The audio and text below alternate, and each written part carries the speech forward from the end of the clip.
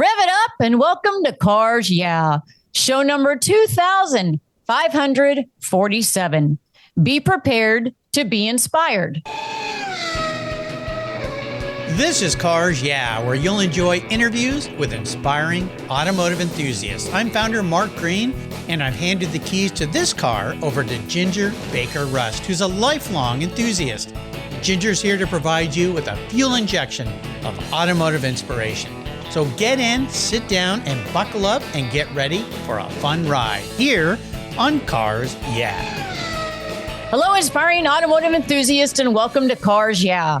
Today, we are coming to you from the beautiful city of Joliet, Illinois, with a very talented Indy NXT driver and definitely one to watch, whose name is Jordan Missig. Hello, Jordan. Welcome to Cars Yeah.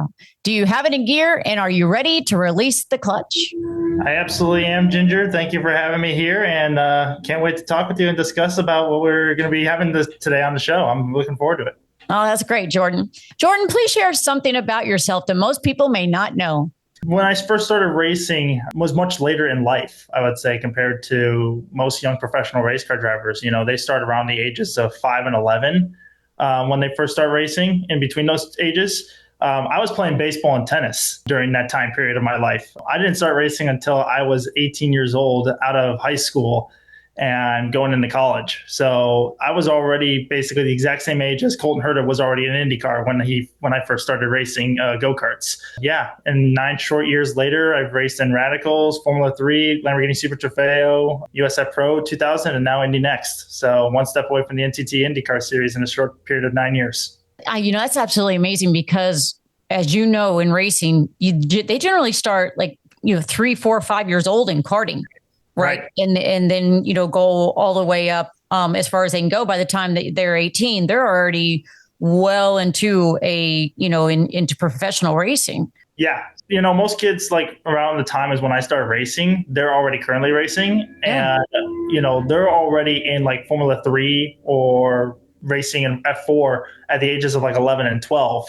Whereas I was just picking up a baseball bat and playing baseball at the time. I didn't have a steering wheel in my hands. Wow. 6 years later compared to when they were racing. Yeah, it's a little bit different time frame and scale, although we were kind of starting racing around the same period of time.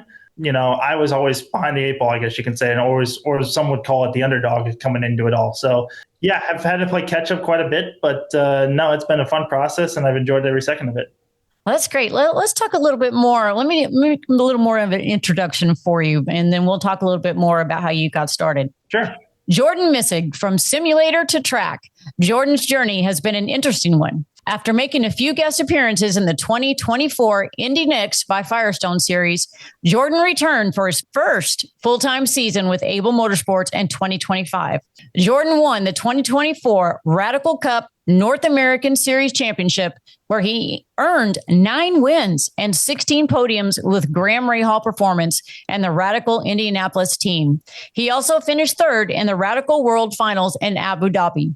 Jordan has climbed to Indy NXT after racing in USF Pro 2000, Lamborghini Super Trofeo, Formula Regional Americas, and karting.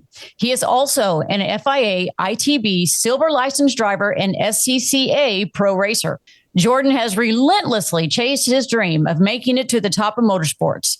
Whether he is perfecting his technique on a simulator or practicing on the track, Jordan's commitment to his craft is evident. He is driven by one goal and one goal only: to compete in IndyCar, Formula One, NASCAR, or IMSA's prototype GRT series. Let's take a little deeper dive and let's talk a little more, Jordan, about how all this started in your early years. Mm-hmm. Let's talk about your journey into the motorsports world. I mean, you were playing baseball and doing all these things that normal kids do, because most people don't think that normal kids race, right? Right, exactly. So how did you go from, stick and ball basically to the age of 18 to decide that you wanted to pursue a career in racing? Yeah. So, I've always been an avid race fan, motorsports enthusiast my entire life. I was watching NASCAR races since the age of 3. So, or at least as long as I can remember. Yeah. I've gone to NASCAR, IndyCar races out at Chicagoland Speedway since the track opened back in 2001, 2002. From there, I was just always, motorsports enthusiast and would play simulator games all my life and would race on my Xbox or, on my computer whenever I get the opportunity. But my parents were kind of married to the business of automotive shop business at the time. Yeah. And we just couldn't afford to go to all these races or take the time away from, my dad's work to go to all these race weekends, week in and week out. Right. So that kind of kept me home, and I started playing baseball, started playing, tennis from there. And once my dad finally sold the business back in 2015, we finally got a membership out at the Audubon Country Club here in Joliet, Illinois. And that's when I kind of got a steering wheel put in my hands to go race a go-kart, and dominated here at the track, won basically 4 titles all consecutively in a row before we decided, it was time to make the jump up to car racing, but at the same time, go race nationally outside of the Audubon Country Club itself and kick off my professional racing career from there. Well, when you talk about karting, a lot of people think when they hear the word karting, they think about the go-karts at the local pizza place, right? Or, yeah. or out at the little, fairground or something like that. And people don't understand, I don't think, that karting is actually one tremendously competitive. Yeah. It's very fast. It's very professional. I know here in North Carolina, you've got go-karting is so serious out here, especially when you're coming up the ranks. They show up with big NASCAR haulers with carts on them, hundreds of thousands of dollars in equipment in just karting. And I know that there's races out here that are like $50,000 to win, yep. In professional karting. So talk a little bit about that and explain to people that this isn't just getting in your everyday go-kart at the fun and eat joint. No, it's serious business. You look at, some of the top karting teams and karting drivers around the country, they're racing in CKNA or SCUSA, the Super Tours and all that, Winter Nationals, Summer Nationals, all that stuff. So it's a really big thing. And sometimes when you get into your K100 seniors or your pro shifter karters, you're looking at hundreds of thousands of dollars just to race that kind of a karting program. And that's your top professional karting ranks. Families and parents are starting to look at the price tag of what it takes to go race go-karts, and they look at it compared to what it takes to drive, let's say, a Formula 4 or USF Juniors car, and they see the price comparison as relatively the same and similar. So it's like, well, why invest, let's say, $250,000 to $300,000 in a go-karting program when I could just throw my kid in the car and go race at some of the world-class tracks around America and kickstart his racing career in Formula car racing. And right. I think we're starting to see a lot more of that with the younger kids, because I've seen now kids between the ages of 11 and 14 start to get their feet wet in young junior Formula cars and are putting in either testing time or starting to get some races under their belt, or, going full-fledged into racing seasons. And they've kind of gone away from the karting grounds because karting has been the same in many years, ever since I've been in it. It's ever since some of the great ones have been in it. It's relatively still been the same in terms of how the paddock goes, how the racing discipline is, and how the drivers respect each other on the track. So people think, it'd be cheaper or you get more notoriety or more visibility to go race in cars and junior formulas. And I think that we've started to see more of a transition in that throughout the course of the years as kids are starting to get younger and younger invested into car racing. And I think it's decent for the sport, but at the same time, it's making that educated decision on when is the right time to jump out of karting and going into cars, and makes the investment worth its while. Well, and, let's also talk a little bit about simulation, right? And again, people, I think, have a misunderstanding that anybody can just go on and play racing games, and then you can't just go straight from there on a simulator, generally, right? Yep. There's exceptions to the rule on the simulators, and I'm actually very familiar with them, not only from NASCAR racing and some of the other disciplines. Also, a good friend of mine, Robert Stanners, in Victoria, British Columbia, he builds VRX simulators. And we were doing some testing with him when I was managing Newman, and we went up there and doing some testing with his simulators. He, have the whole movement. You could feel every single thing on the car. He did a lot of work for Forza. He had flight simulation, all these different things to where, he had it to where it was like 6 DOF, and people don't know what DOF is as degrees of freedom. You could feel everything. Every bump, every turn, all those kinds of things. As real as it is still very different than the real thing. But tell me a little bit about your experience with simulation and how you think that's helped you, and just kind of the different things you've seen with the simulator, racing right now. Sure. Yeah. I think, there's been a lot of guys who have come from simulators, and I think you're starting to see more and more kids coming from simulators and have transitioned into car racing. And, some of the kids nowadays, they're amazing on simulators, and the translates slow in the car racing. I'm not saying I'm an older guy, but guys who are, in their 40s or 50s, I would say, or in the late part of their career, who didn't grow up with simulators, they struggle when it comes to driving something like that because they're used to the seat of their pants feeling. And I'm kind of similar to the same way. I could be pretty decent on a simulator, but I'm not the best in no way, shape, or form. There's always going to be a kid who's maybe a second or two faster than me.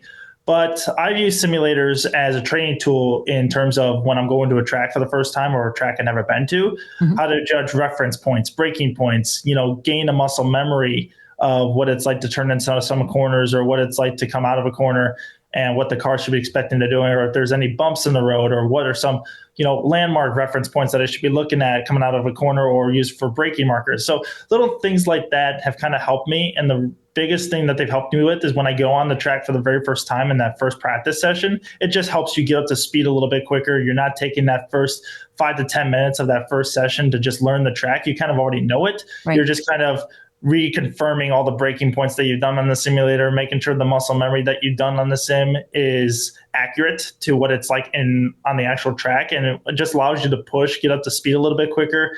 And you can then make setup changes or changes to the car that are necessary at a little bit quicker rate and get basically your weekend going a little bit quicker than what if you were just spending that first 5 to 10 minutes understanding the track. Because guys like myself, we want the seat of the pants feeling, and Absolutely. You just don't get that in simulators. No, you don't. You just get it through your hands, and the quick kids can react to it because it's hand-eye coordination, and they're kind of used to that playing video games all the time. You don't need that seat of your pants feeling, but when you get into a car itself, the car talks to you through your seat of your pants, and if you don't know what the car is saying through the seat of your pants, you're not going to know what you want out of it and how you're going to tune it. If you just go based off your hand movements. Mm-hmm.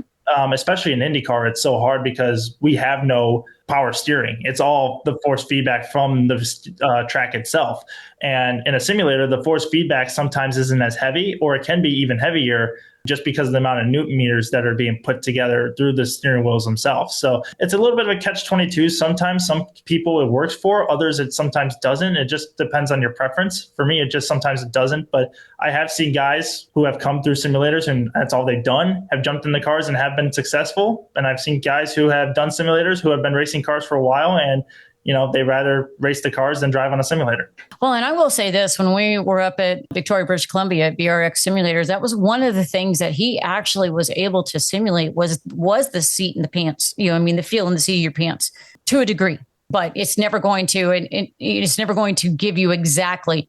But let's talk about setup a little bit. A lot of drivers get in the race car and drive, but they don't know anything about setup. Do you think that the simulator actually gives you better advantage or learning opportunity to actually start understanding setup? Because your best drivers in the world understand setup. They understand how to tune the car. They understand the technical aspects, of that. So do you think that simulation helps with that? I think it does to a degree. If you go to like Assetto Corsa or iRacing, which are like two top tier simulator programs that you can use, I think you can understand what changes need to be made to the car, but you're never going to make an identical setup on those simulators and then transfer it over to real life. It just doesn't work. The simulation I don't think to me is a one-to-one accurate scale. I think you can make adjustments, proper adjustments. So like, let's say if you have some understeer, you might be able to add in, let's just say, a softer front bar to get the car to turn. You might be able to add in some preload to the shocks, or you might need to go with a little bit softer springs to get the front end of the car to turn. That can work in a simulator just as much as it would work in real life. Right. But let's just say you throw in a 900-pound spring package in a car on a simulator, and then you go to the exact same track on the exact same car and try the 900-pound spring package in real life. It might not work as the exact same way as the simulator would be like. So comparing a one-to-one scale in terms of setup in real life compared to a simulator might not be the best, but I definitely think you're getting a new racer to want to learn what different adjustments do to a car, or how to understand what kind of adjustments you need to get the most out of a car. It definitely could help in terms of how a driver describes feedback to like an engineer or to a crew member to better them for if they do go out in real life and they actually drive a race car, the feedback can be a little bit more accurate and more pertain to what they're looking for. Right. It actually does help with the lingo of understanding how to be able to communicate with crew chief. Mm-hmm. Yeah. Well, Jordan, throughout your life, I know that there are people who were great inspirations. Would you share with us a key mentor who has helped you be successful, and Who has been the most influential person in your life? There's been two, and I'll go to my two racing heroes, both NASCAR drivers, coincidentally or not, Jeff Gordon and Jimmy Johnson. Now, Jeff was obviously my childhood dream hero as a driver, and I supported him throughout his entire career.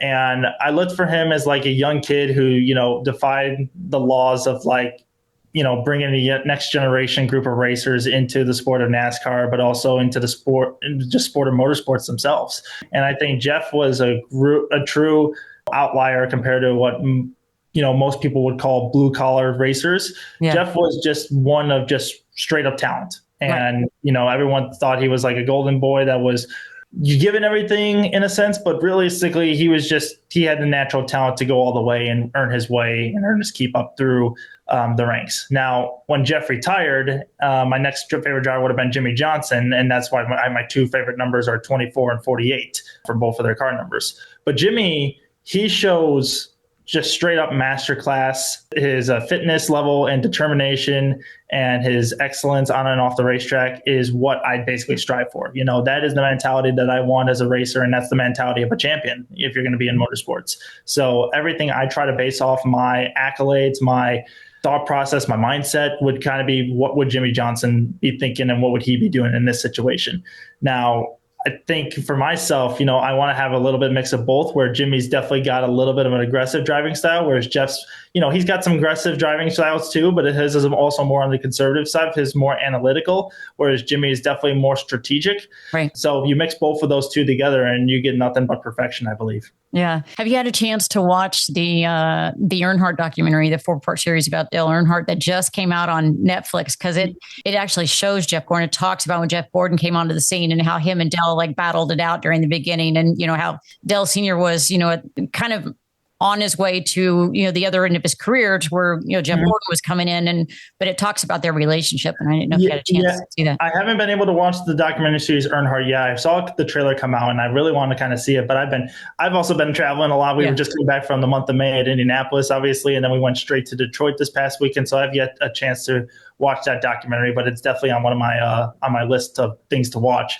But another one would be the Fox Sports made a documentary series called Unrivaled, and that was between Jeff Gordon and Dale Sr. as well. And that was a really good blockbuster documentary film that Fox Sports was able to put out there. And I would imagine, Earnhardt's similar to that. It's telling more of the story of what Dale Sr.'s life was like, along bringing in Dale Jr.'s life. But that's something that's definitely on my bucket list to watch. Well, it's interesting because that these are your two inspirations, because they're both coming from NASCAR, and yet you're in, NXT, which is the lead up series or the ladder program to IndyCar. So let me ask you this: if you had an opportunity to drive for Legacy Motorsport or the Legacy Club that Jimmy Johnson owns, now in NASCAR, would you do that? And if you had to pick between the two, like if the two offers were on the table between going IndyCar and going NASCAR, you had your choice of each, which would be a dream, right?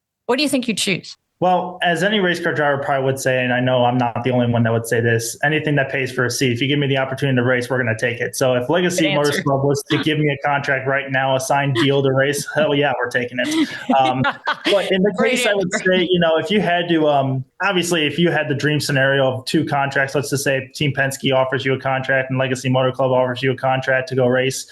Obviously, you're going to weigh out the options to one, what's going to get you benefits, I would say, or what's going to give you the best chance to go win. Because at the end of the day, us race car drivers, all we want to do is win races. That's right. And then if you're, weighing in the balance of go race the Daytona 500 versus race the Indianapolis 500, that would be the toss up, because I definitely would rather race the Indianapolis 500 probably than the Daytona 500. But yeah, it's definitely just weighing the options out. And, if anyone's ever offered to go race for a team that's paying money or anything like that, we're taking it as race car drivers. Yeah, absolutely. Well, and I was with you and your family at the Indy 500, last week, and it was absolutely one of the most, I think, amazing Indy 500s that I remember, quite frankly. I mean, not just with the weather, but the crazy things that happened. Right. It was almost, for racers like us, it was almost like that superstition thing of like, okay, there's some really weird stuff happening here that generally doesn't. And this is going to be a super weird day. Right. And you just kind of get that. Yeah. That vibe. I was listening to a podcast earlier today, and it was has Kevin Lee on it, who was a Fox Sports reporter, and he said in his own words, this is like the drunken Indy 500 because you don't know what's happening and just everything's going to chaos. It seems like Yeah. you just don't know what's going to happen next, and you're just like, what is going on here? We were getting ready to leave. I had to leave a little bit before it ended to try to drive back to North Carolina for 10 hours. But my friend that was with me, I told her, I'm like, I kept telling her, this is her first Indy 500 and her first race ever, right? She'd never been to a race. I'm trying to explain to them that this isn't normal. This is fun and it's great, but oh my gosh, we're standing there on pit road and on the first lap, you have this whole crazy, or not even the first lap, just getting ready, right? Yep. And that happens. That wreck just turns. That car just turns. Yep. And they were talking about back in like 1992 that there was like Roberto Guerrero had the similar incident, and they were saying that the conditions were somewhat similar to what it was like that day. Obviously, the track temp was a lot cooler than probably what it was that day. But yeah, similar incidences, similar scenarios that were happening where, Carlos is on the pace lap and, runs to the wall and is out of the race before the race even starts. So yeah, obviously something you don't see every day and you don't see in every Indy 500, but definitely catches your eye out and says, oh, it's going to be one of those races. Yeah. Got it. You think it's probably one of the most memorable? I wouldn't say probably the most memorable. Or just for crazy, for some crazy stuff, right? It definitely has its moments of like things you're going to remember. Like, let's be honest, I think everyone's going to remember Scott McLaughlin losing it on the formation lap, then, Alex Palou making a pass with 10 laps to go to win the Indianapolis 500. I think everyone's going to remember that when they think the 2025 Indianapolis 500. Yeah, absolutely. Well, it was a whole lot of fun. And I want to thank you and your family for being such great host to me and my clients and my friends. And it was a really great experience. So I just want to thank you for that. It was a pleasure having them on board and as well on, getting to kind of share the Indy 500 experience with them. I think they all loved it, and they, we'd love to have them back and have them come for more if that's the case. Yeah, absolutely. We were talking about challenges of the race. Let's talk about a little challenges in your life. Can you share with us a difficult challenge, failure, obstacle that you've faced, whether in your personal life or even now in your business? And tell us how you overcame that situation and what did you learn? I think right now for me, challenges wise, having to balance schoolwork and obviously having to balance, racing and going to all these different races and all that, but also trying to do schoolwork on the side, trying to get everything done, trying to get schoolwork that's coming in ahead of time done before it's even taught, or having to turn homework in before it's even supposed to be due, having to do it on the road before you even get to the event or even post the event. And then, how to challenge juggling schoolwork in between all this stuff while you're trying to worry about how to drive a race car. Like, there's nothing I don't think more challenging than going to a racetrack, learning, like trying to drive a track, trying to, dissect the car and come up with setup notes, review data, video, and then having to go back to the hotel room that night and get schoolwork done later that evening, just so you can turn an assignment in on time, and then obviously trying to keep good grades up as well. So I think just trying to balance two different lifestyles at once is a challenge in of itself. And if we're able to accomplish that, that just kind of shows how well us race car drivers can kind of multitask, not only on the racetrack, but just in our daily lives.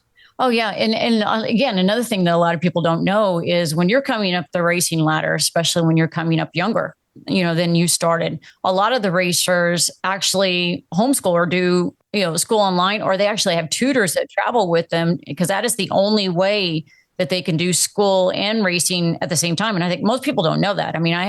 I've helped several racers and worked with several racers coming up the rank. That was one of the big challenges, was being able to juggle that life. Right. And having to choose that. All right. If you're choosing a racing career, you're giving up your regular school, you're giving up proms, you're giving up, graduation, you're giving up, all the social things, all those milestone things that you do when you're coming up through school. And you're basically, you're studying for school, you're doing your homework, you study for racing, you're doing your homework, and that is it. That is your life.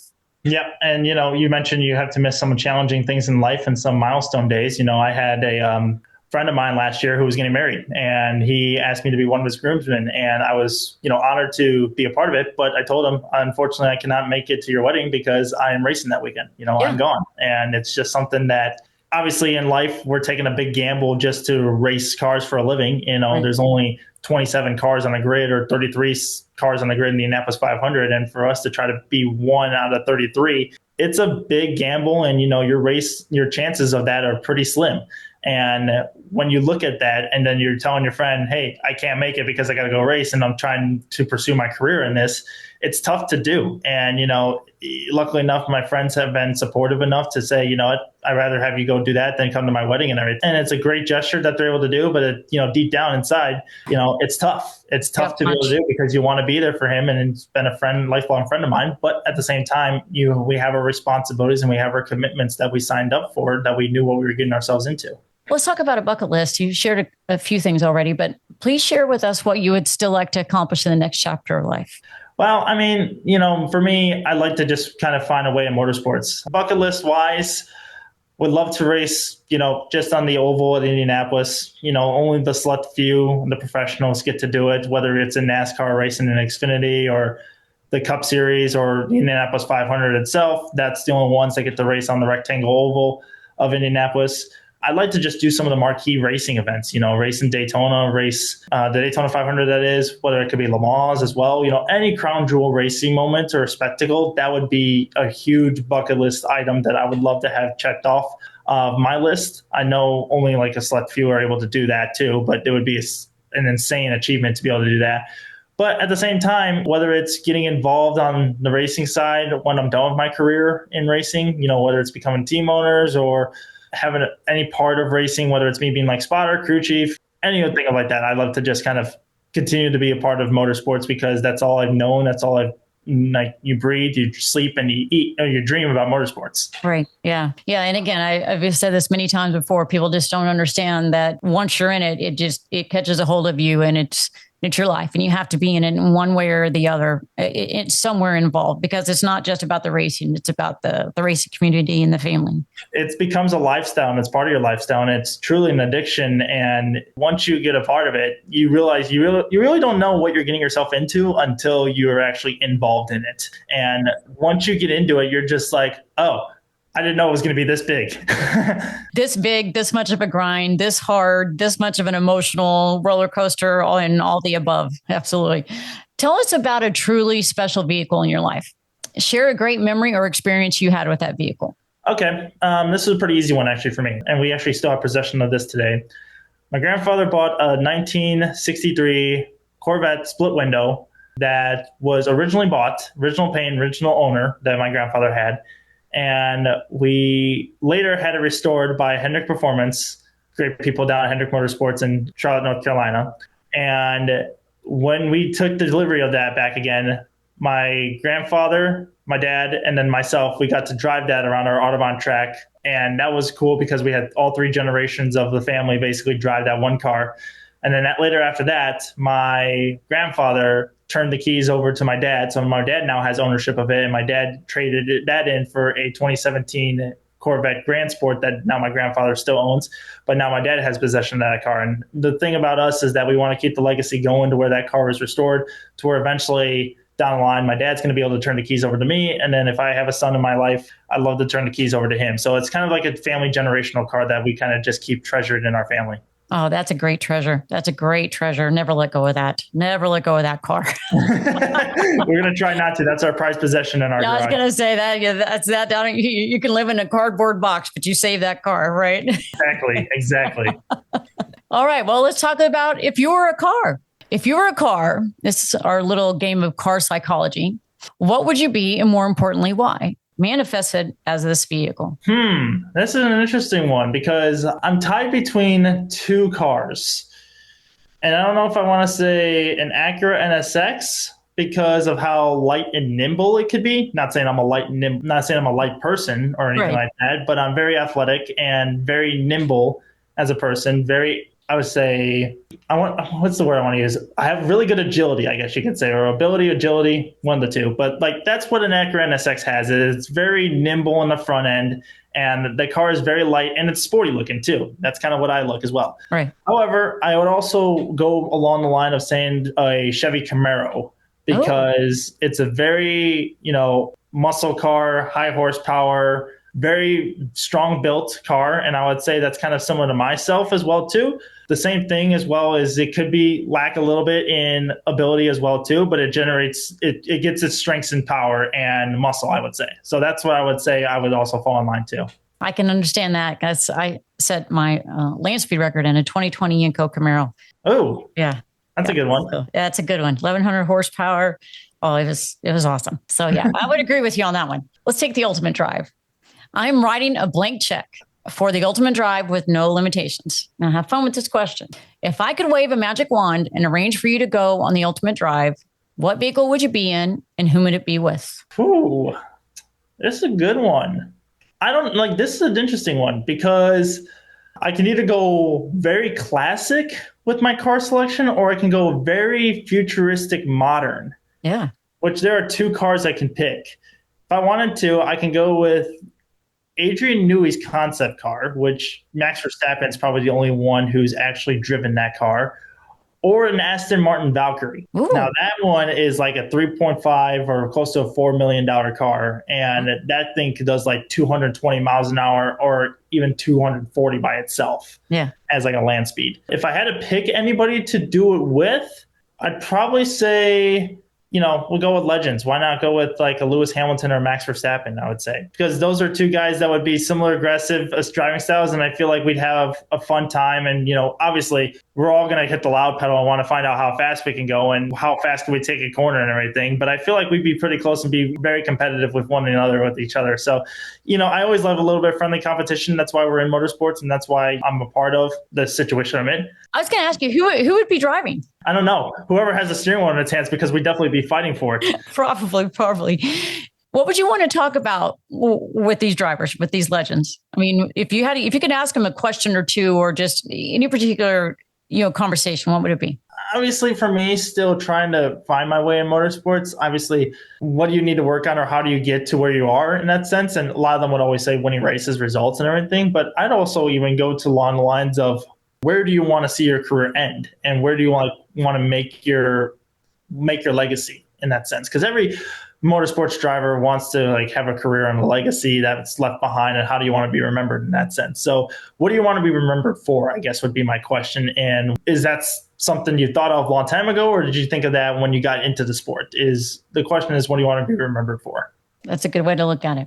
Helping others and giving back. What are some of the ways you've helped others or given back? Now, this could be in your life or career field. Well, for me, I would say more in my career field, because I've now become an instructor here at the Audubon Country Club. So my way of getting back is saying I'm an Indy NXT driver racing in a high professional class racing. And with me being an instructor here, people who come to the Audubon, whether it's our members or whether it's public people that are trying to just, come out to the drive and, have some fun, they get instruction from a true professional driver. Now, you can go to, let's say, a country club golf course, you have your club pro and everything. That's what I would be considered in this case. But I'm actively driving in that sense. Most club pros are already retired or have played in their career and then they're done, and this is kind of what they fall back on. Whereas me, I'm kind of actively doing it. So everyone's getting my 2 cents of knowledge while I'm actually in the sport and actually providing it as well and doing it myself. So they're kind of along for the journey, but at the same time, everyone that kind of gets coaching from me or is about it wants to end up like me. So they're going to reach out to advice saying, what'd you do to get to this moment? Or how did your career end up this way? Or what'd you go? What were some of the steps in your career that got you to this point? So that way they're trying to kind of feed off information to me, because they eventually want to be in my shoes or in my position as well too. So it's just kind of feeding off the information of my personal experience back to them, so that way they can kind of feed that into their own personal experience and try to go their own ways to eventually become professional race car drivers themselves. So we talked a little bit earlier about Unrivaled and some of the documentaries that we were talking about. Mm-hmm. Could you share with us maybe a great book that you've read, an article, or something that you've watched that you believe others could learn from? So one book that I read recently was called Getting Back into Neutral, and it's all about mindset. Now, for lack of a better term, when stuff goes down the toilet, stuff hits the fan, things aren't going your way or going bad, and you got to find yourself getting out of this hole and getting back into the right space. The first thing people will say was, well, maybe think positively, think positive on the situation and how you can turn it around, think about the positives and, what do you need to do to get back on the right track?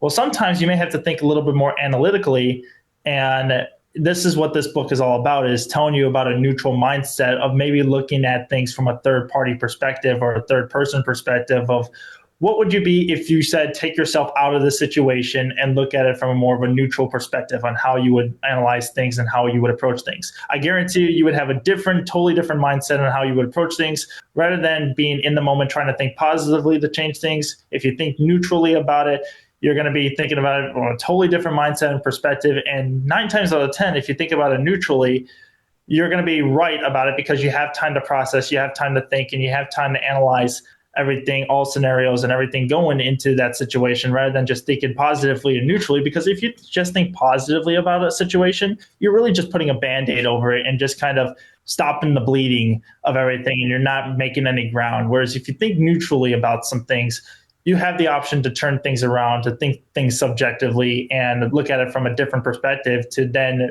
think about it the right way and actually make that change, the correct change that you're needing to go in the forward direction. Do you have some final parting thoughts or words of wisdom you could give to our listeners? And do you have a favorite quote or mantra that has meaning to you? I wouldn't say I have more of a favorite quote. In that sense, my advice would be, if you're going to get involved with motorsports, or let's just say involved in anything that you want to pursue in your career, you got to be all in. That's just straightforward. If you want to pursue it and you want to chase your dream in that sense, you have to dedicate one every time, waking moment, your life to it. You got to eat, sleep, breathe it. That's the only way you're going to be able to make it. And you got to have the wants, the fire that's underneath you to go get it. Otherwise, there's going to be somebody out there that's better than you, or somebody out there that wants it more than you.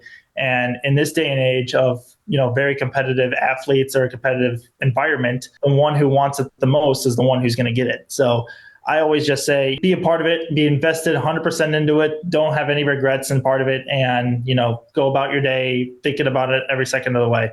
Finally, tell us the best way that our listeners can learn more about your business, your racing, about you individually, your social media, LinkedIn, or the best means of contact that you would like to provide public. So my website has all my contact information on it. If anybody wanted to get a hold of me, that's at jordanmissigracing.com. Best way to kind of follow the action and follow my career is be on social media. Instagram mainly is probably the main hub, along with Facebook and X. You can just look up my name, Jordan Missig, and then I'll be able to come up on your search list. If you want to follow on the racing career, follow the Indy Next by Firestone series. You'll be able to see all of our races that are up there. Our next race is going to be next week out in St. Louis, Worldwide Technology Raceway, next Sunday at like 4:30 on FS1. So feel free to follow along with that. And then we're going to Road America the following week after that. But yeah, just following all my social media, my website and everything. That's the best way to stay in tune and up to date with all my action. Listeners, you can find links to everything that we've talked about here today at carsyeah.com on the Jordan Missig link on the notes page. Jordan, I want to thank you for being so generous with your time and sharing your experience with our listeners. It's really a joy to connect again this week. And like I said, it was such a joy to be with you and your family and your team in Able Motorsports at the Indy 500. It was absolutely fantastic. And I can't thank you guys enough. And I look forward to more in the future. And like I said, I just really appreciate you being a really special guest on this show today. Ginger, the pleasure was mine. The pleasure was ours down in Indianapolis, and we look forward to being able to stay in contact. And, this was fun. I'm glad that you were able to invite me out on the show, and we kind of got to talk a little bit about racing, my lifestyle and everything, and what's happening next in my career. So it was a lot of fun and a pleasure being here. All right. Well, thank you. And on that note, until we talk again, I will see you down the road. Great. Thank you so much for joining us here today on Cars Yeah. Drive on over to carsyeah.com to find today's guest show notes and inspiring automotive fun. Download your free copy of Filler Up. It's an ebook filled with gorgeous photos of fuel filler fun, including quotes from our inspiring automotive enthusiasts. While you're on the website, sign up for weekly blogs and a whole lot more. Download your copy today, and Ginger will see you next time here on Cars Yeah.